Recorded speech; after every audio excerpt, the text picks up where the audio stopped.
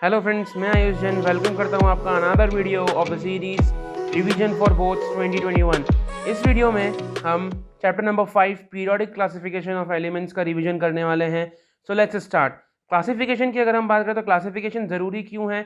Just because कि हम उन सभी एलिमेंट्स को प्रॉपरली स्टडी कर पाएँ, उनकी प्रॉपर्टीज़ को जान पाएँ कि कौन सा एलिमेंट किस तरह से रिएक्ट करता है, कौन सा एलिमेंट किस तरह से नेचर में पाया जाता है।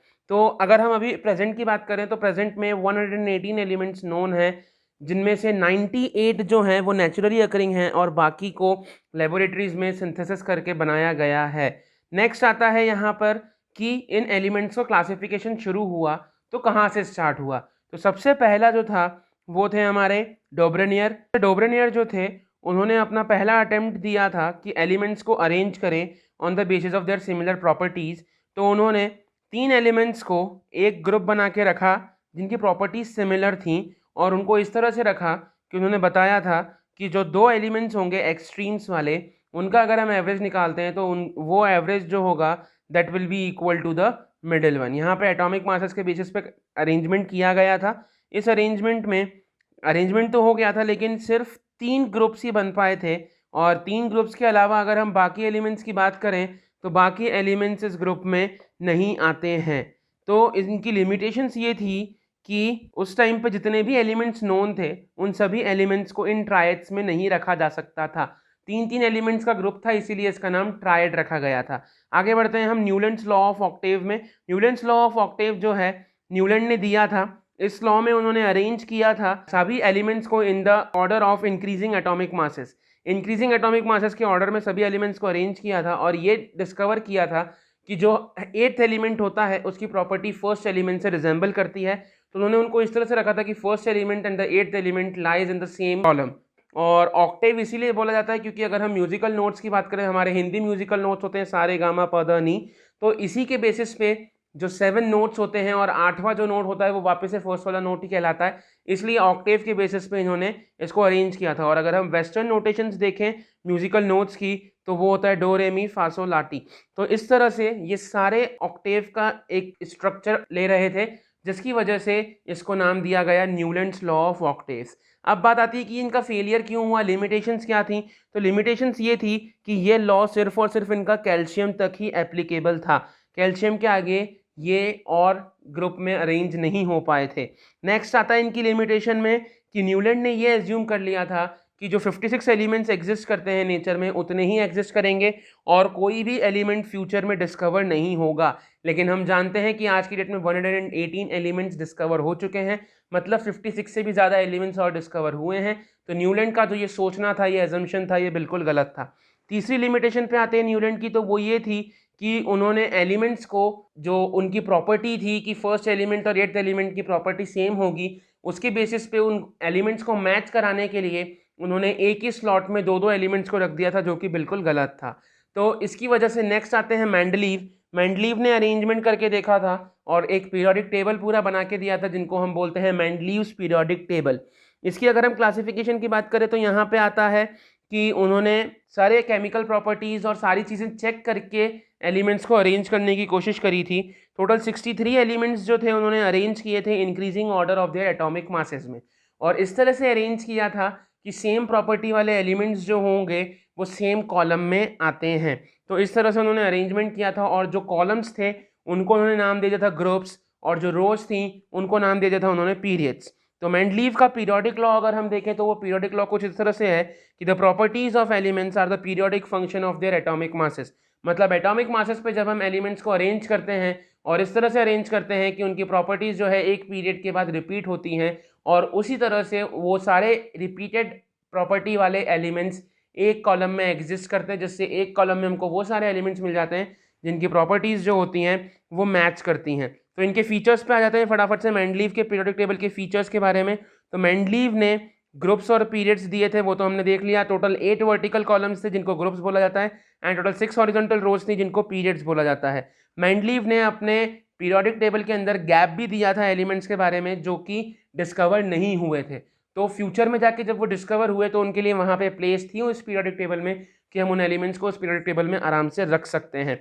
तो इस तरह से उन्होंने क्या किया कि अपनी पीरियोडिक टेबल बनाई भी सही, और फ्यूचर में आने वाले एलिमेंट्स की भी पोजीशन पहले से बता दी थी, जो कि एक बहुत अच्छी उनका एक्सपेरिमेंट था और बहुत अच्छा ऑब्जर्वेशन था एलिमेंट्स को लेकर। तो इसी तरह से उन्होंने बहुत सारे एलिमेंट्स के नाम दिए थे, एका एल्यूमिनियम, एका सिलिकॉन, एका गैलियम।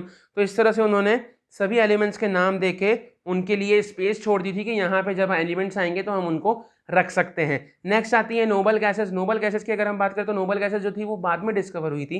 तो बाद में डिस्कवर होने की वजह से ये था कि मेंडलीव की पीरियोडिक टेबल में जगह नहीं थी, लेकिन ऐसा बिल्कुल नहीं है। ये एक फायदा था मेंडलीव पीरियोडिक टेबल का कि जब नोबल गैसेस डिस्कवर हुई तो नोबल गैसेस को हम एक सेपरेट एक 9th कॉलम बना दें और उस कॉलम के अंदर रख दें, जो कि हमारा 9th ग्रुप हो जाएगा पीरियोडिक टेबल का। और वहां से किसी का भी जो नंबर है एटॉमिक मासेस का या प्रॉपर्टीज वो कहीं भी डिस्टर्ब नहीं होगी, किसी की भी पोजीशन डिस्टर्ब नहीं होगी। लेकिन फिर भी कुछ ना कुछ लिमिटेशंस रह गई थी मेंडलीव के पीरियोडिक टेबल में।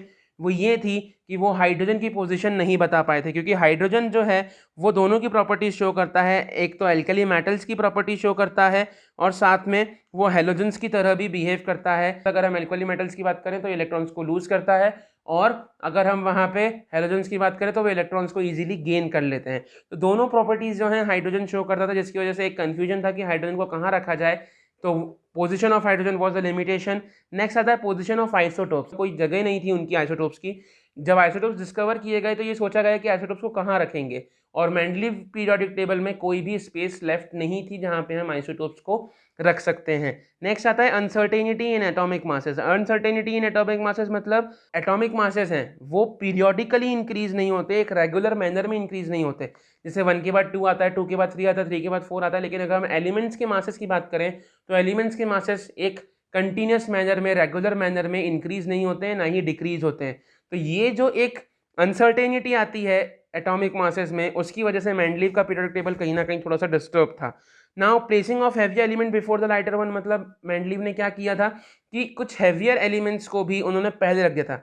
रखा इंक्रीजिंग एटॉमिक मासेस का पैटर्न था, लेकिन प्रॉपर्टीज मैच कराने के लिए कुछ ऐसे भी एलिमेंट्स थे जिनका मास ज़्यादा था, उनको उन्होंने पहले रख दिया था। दीज वर द लिमिटेशंस जो कि मेंडलीव के पीरियोडिक टेबल में थी, जिसको इम्प्रूव करने के लिए हेनरी मॉसले आए थे, जिन्होंने मॉडर्न पीरियोडिक टेबल दिया था 1913 में।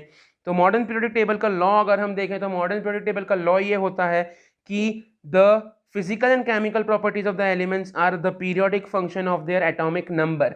यहाँ पे मेंडलीव ने एटॉमिक मासेस रखा था, लेकिन हेनरी मॉसले ने जब मॉडर्न पीरियोडिक टेबल बनाई तो उसमें सभी एलिमेंट्स को एटॉमिक नंबर के बेसिस पे रखा था। तो इसके सीधे सीधे फीचर्स पे आते हैं। टोटल यहाँ पे 18 वर्टिकल कॉलम्स थे जिनको नाम दिया गया था ग्रुप्स का, और टोटल 7 हॉरिजॉन्टल रोज थी जिनको नाम दिया गया था पीरियड्स का। अब आगे और फीचर्स में बढ़ते हैं हम, तो सेम ग्रुप में आने वाले जितने भी एलिमेंट्स थे उन सब की वैलेंस इलेक्ट्रॉन्स और वैलेंसीज जो थी वो सेम थी।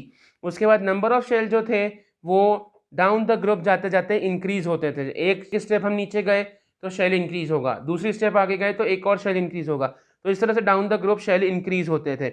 एक ग्रुप में आने वाले की जितनी भी केमिकल प्रॉपर्टीज थी वो आइडेंटिकल थी। तो आगे बढ़ते हैं और आगे बढ़ के इनकी प्रॉपर्टीज देखें तो पीरियड्स की जब हम बात करते हैं तो पीरियड्स में एक पीरियड में सेम वैलेंस इलेक्ट्रॉन्स तो नहीं थे, लेकिन सेम नंबर ऑफ शेल्स थे। हर एक एटॉमिक मास एटॉमिक नंबर के इंक्रीज होने से एक इलेक्ट्रॉन इंक्रीज होता था, लेकिन शेल जो होता है वो पीरियड में सेम रहता है। तो ये सारे फीचर्स थे जो कि मॉडर्न पीरियोडिक टेबल में थे। और अब हम आते हैं trends in the modern periodic table पे। मॉडर्न पीरियोडिक टेबल में क्या क्या चीज़ें किस किस तरह से वेरी करती हैं। तो अगर हम वैलेंसी की बात करें तो हमने अभी स्टार्टिंग में फीचर्स में पढ़ा कि ग्रुप्स में जो वैलेंस इलेक्ट्रॉन्स होते हैं वो सेम होते हैं, दैट मीन्स वैलेंसी सेम होती है। तो जब हम ग्रुप में ऊपर से नीचे जाते हैं तो वैलेंसी पे कोई फर्क नहीं पड़ता, वैलेंसी सेम रहती है। लेकिन जब हम पीरियड की बात करते हैं तो पीरियड में पहले वैलेंसी 1 से लेकर 4 तक बढ़ती है टिल ग्रुप 14। ग्रुप 14 तक वैलेंसी बढ़ती है 1 2 3 4, और उसके बाद फिर वो 0 तक डिक्रीज हो जाती है from 15th group to 18th group.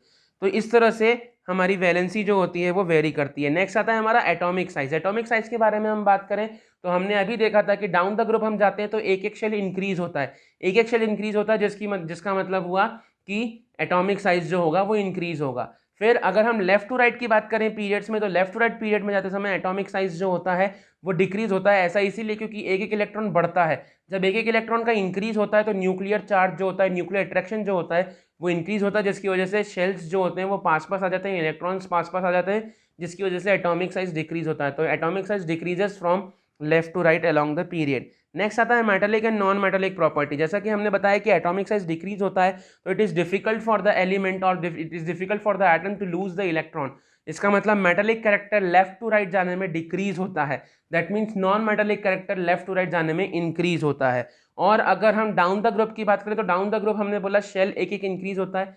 Shell increase होता है मतलब नंबर ऑफ इलेक्ट्रॉन्स जो होते हैं वो न्यूक्लियस से दूर होते जाते हैं। जैसे जैसे इलेक्ट्रॉन्स दूर होंगे आसान होगा कि इलेक्ट्रॉन्स को हम वहां से निकाल सकते हैं। तो मेटालिक कैरेक्टर जो होता है वो डाउन द ग्रुप इंक्रीज होता है, that means non metallic character down the group decrease होता है। नेक्स्ट हम आ जाते हैं इलेक्ट्रोनेगेटिविटी, लास्ट टॉपिक पे। इलेक्ट्रोनेगेटिविटी का मतलब होता है tendency of the atom to attract the electron. तो जब इलेक्ट्रॉन को अट्रैक्ट किया जाता है तो वो किस टेंडेंसी से किया जाता है, तो जैसे कि हमने बताया लेफ्ट टू राइट जब हम जाते हैं पीरियड में तो एटॉमिक साइज डिक्रीज होता है, मतलब न्यूक्लियस अट्रैक्शन जो होता है वो बढ़ता है। न्यूक्लियस का अट्रैक्शन बढ़ता है मतलब वो और इलेक्ट्रॉन को अट्रैक्ट कर सकता है, that means left to right जाने पे इलेक्ट्रोनेगेटिविटी इंक्रीज होती है। और हाईएस्ट इलेक्ट्रोनेगेटिव एलिमेंट की अगर हम बात करें तो वो फ्लोरीन होता है। डाउन द ग्रुप जाते हैं तो डाउन द ग्रुप में इलेक्ट्रॉन जो होते हैं वो न्यूक्लियस से दूर होते जाते हैं, मतलब न्यूक्लियस का अट्रैक्शन कम होता जाता है, जिसका मतलब ये हुआ कि वो इलेक्ट्रॉन आसानी से नहीं ले पाएगा, that means electronegativity down the group decrease होगी।